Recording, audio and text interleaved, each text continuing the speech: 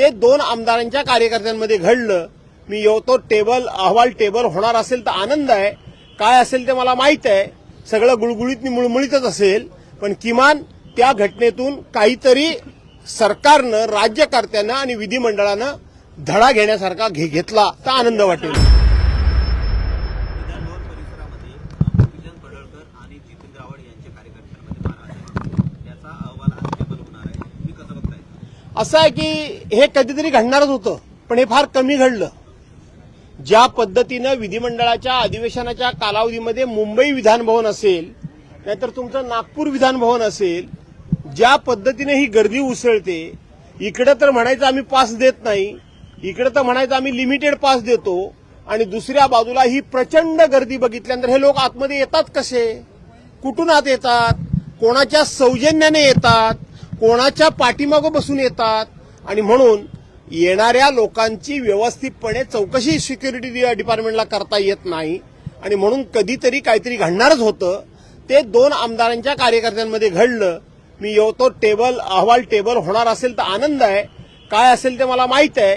सगळं गुळगुळीत मुळमुळीतच असेल, पण किमान त्या घटनेतून काहीतरी सरकारनं, राज्यकर्त्यांना आणि विधिमंडळानं धडा घेण्यासारखा घेतला तर आनंद वाटेल.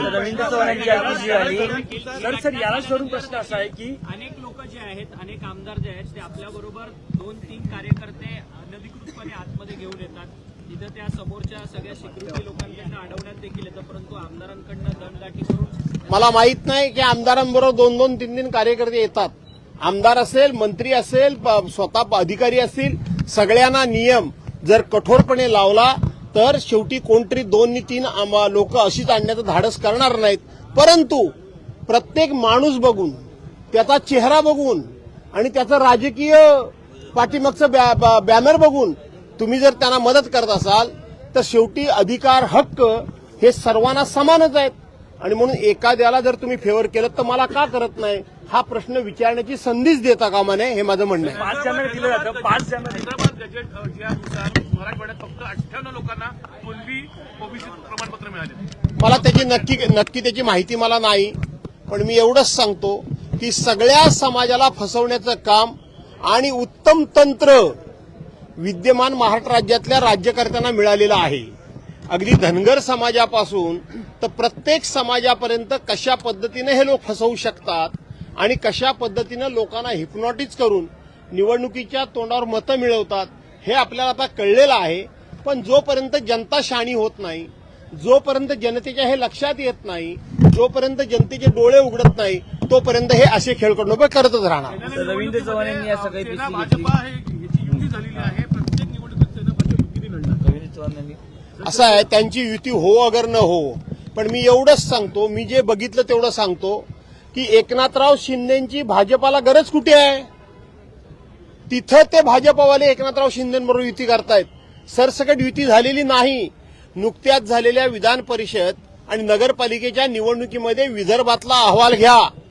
या अहवालामध्ये तुम्हाला स्पष्ट दिसेल की विदर्भामध्ये भारतीय जनता पार्टीची ताकद असल्यामुळे त्यांनी एकनाथ शिंदेना सर्रास कुठेही जवळ घेतलेलं नाही.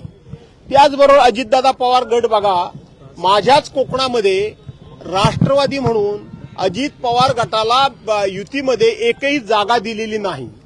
ज्या कोकणामध्ये त्यांचे खासदार आहेत त्या स्वतः सुनील तटकरे, त्या म्हणजे अजितदादा पवार पक्षाचे राज्याचे अध्यक्ष आहेत, त्या खासदारांच्या मतदारसंघामध्ये ज्या नगरपालिकेच्या नगरपरिषदेच्या निवडणुका झाल्या तिथं सुद्धा त्यांना एकही जागा शिवसेना भाजपाने दिलेली नाही.